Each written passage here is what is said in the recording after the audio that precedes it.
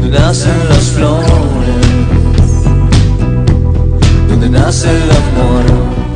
Bueno amigos, estamos de regreso aquí en su programa Alameda 67 y bueno, echemos un ojo a lo que está sucediendo en Ecuador. ¿Qué tenemos en Ecuador? Vaya señores, estamos contemplando, estamos observando la revolución, la entrecomillada revolución de la burguesía, ¿no? Frente a una demanda mundial desde que comenzó la crisis del 2008 para que los costos de la crisis fueron aquellos que lo provocaron, es decir, todos aquellos sectores bancarios, especulativos y sobre todo ese pequeño sector de la sociedad que es la burguesía, porque finalmente ellos fueron los que han colocado el capital y su clase social, que es la burguesía, son los que se han encargado de generar una crisis en el mundo. Cuando el clamor en España es hacer que representantes critiquen los privilegios de los que gozan estos sectores, mientras que en Grecia la sociedad en su mayoría está diciendo no a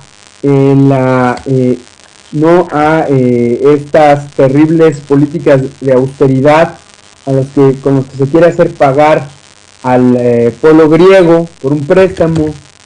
Bueno, tenemos aquí en Ecuador que en las últimas semanas, en la semana que tiene que ver con entre el 8 y el 14 de junio, sectores opositores al gobierno de Rafael Correa se han movilizado nada más ni nada menos que por una reforma que ha establecido el gobierno, una forma en la que se aumentan los impuestos, ¿no? En una sociedad en la cual, como la es la mexicana, generalmente cuando estamos hablando de aumento de impuestos, esto tiene que ver con los impuestos que se les aplica sobre todo a los trabajadores y a la sociedad en general. Bueno, podríamos estar pensando que las movilizaciones están justificadas, ¿no? Sin embargo, esto no es un impuesto al consumo, ¿no? No es ni siquiera un impuesto a la comida chatarra que los sectores más desfavorecidos de este país van a tener que enfrentar próximamente gracias a la obra y gracia del secretario de Hacienda, Videgaray. No, en Ecuador no está pasando esto. En Ecuador se ha establecido un impuesto que cobra el 2% por heredar herencias, ¿no? Es la reforma a la ley de herencias, en el cual, bueno, la propuesta es que el 2% de la población más rico pague impuestos por la transferencia de bienes por conceptos de herencia, ¿no? Esto afecta al 0.1% de la población que tienen grandes propiedades, ¿no? Y bueno, ¿cuál ha sido la reacción?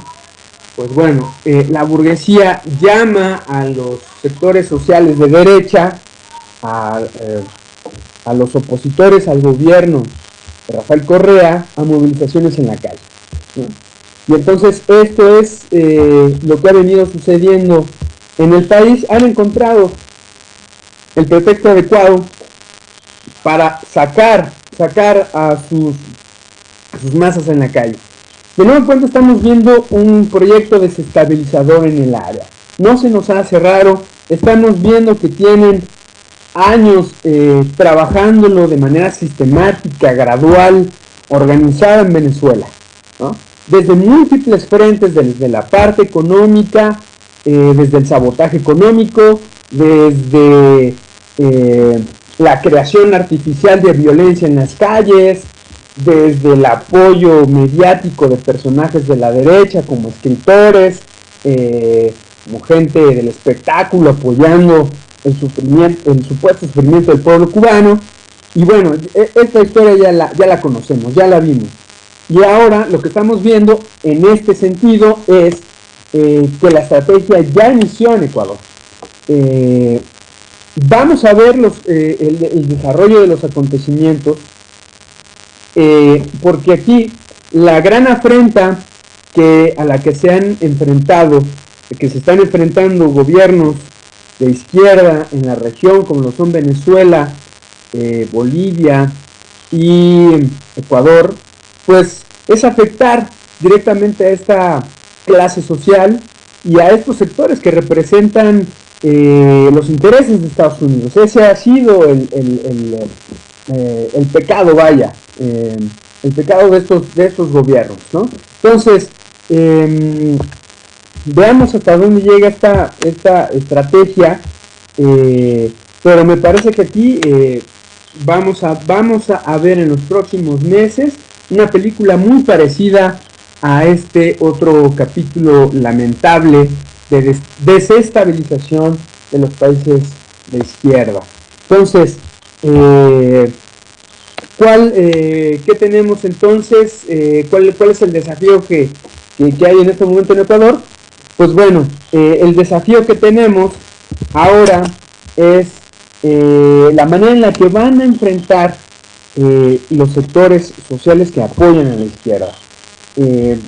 Algo que se ha criticado mucho del proceso bolivariano es, entre muchas otras cosas, ha sido otro problema que también nos referimos en el bloque pasado, lo que tiene que ver con Cuba y su verticalidad, ¿no? Y en este sentido vemos cómo ha sido esta organización muy sólida del Partido Socialista Unificado de Venezuela, el que ha enfrentado de una manera muy tenaz y muy fuerte todas estas agresiones. Un dato importante considerar es que el partido acaba de llevar a cabo sus elecciones primarias, están eligiendo sus candidatos y bueno, el apoyo se sigue manteniendo. 3 millones de miembros del partido han votado para elegir a sus próximos candidatos. Esto sigue marcando entonces una definición de cómo está el grado de resistencia en Venezuela. Entonces, bueno, veamos ahora, yo creo que ahora el proceso ecuatoriano va a pasar por una dura prueba y van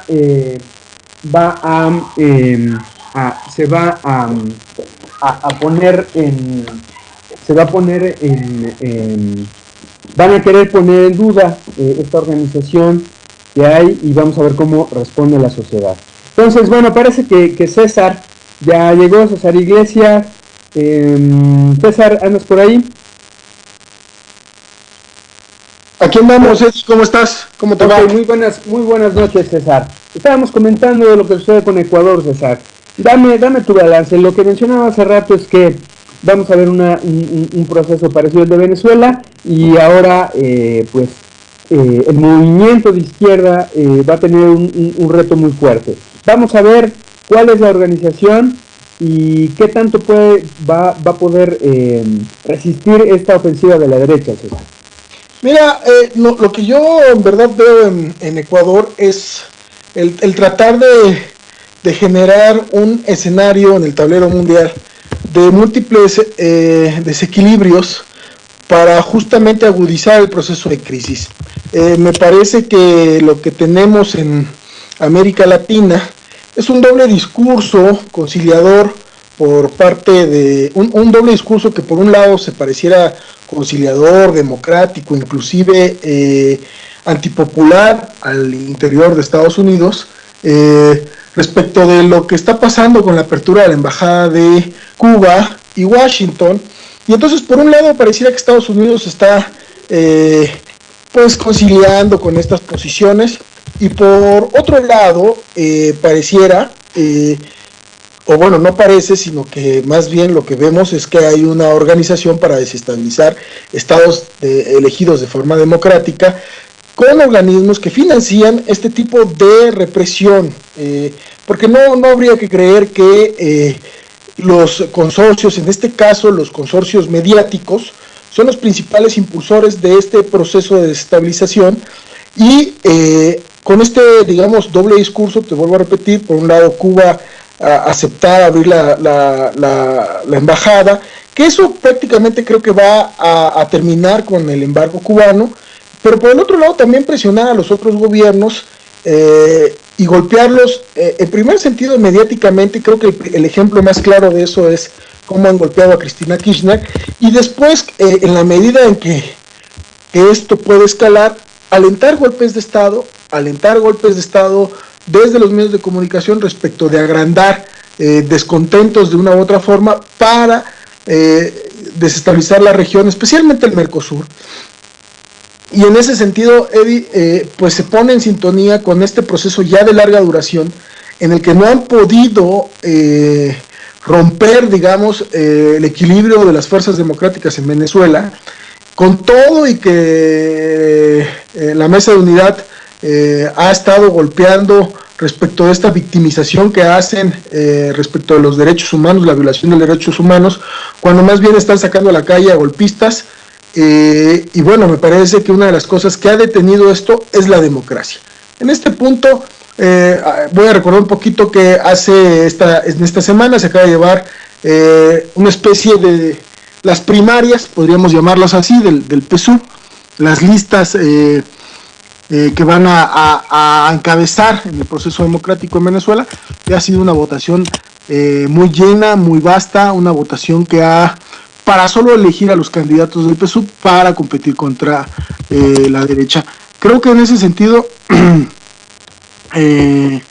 la idea de sacar al pueblo y avanzar en generar una conciencia está funcionando, porque la conciencia tiene que ser con el diálogo, tiene que ser con un pueblo organizado. Correa está diciendo, o ha estado llamando, que han habido manifestaciones a favor de él en todo Ecuador, la más grande de ellas, una plaza repleta el día de hoy en Quito. Me parece que está ahí denunciando que el poder económico busca controlar el Estado cuando el Estado está tratando de salir de una crisis económica, y creo que el caso más ejemplar es el que tenemos en Grecia, Eddie, en donde prácticamente lo que están buscando es que el pueblo sufra la crisis y no sea las corporaciones las que tengan que pagar los impuestos por lo que están generando. Parece que esto es bastante complicado en la región, y bueno, esto es parte de lo que yo veo, Eddie. No sé si te repetí, pero bueno, disculpen a todos por haber llegado un poco tarde, estábamos en camino, pero ya estamos aquí. Ok, no, muchas gracias, César. Aquí importa mucho que remarques esos puntos. Eso quiere decir que estamos en la misma sintonía. Entonces, bueno, gracias, cerramos este bloque. Vamos a un corte musical, por favor, y regresamos aquí de nueva cuenta con su programa Alameda 67.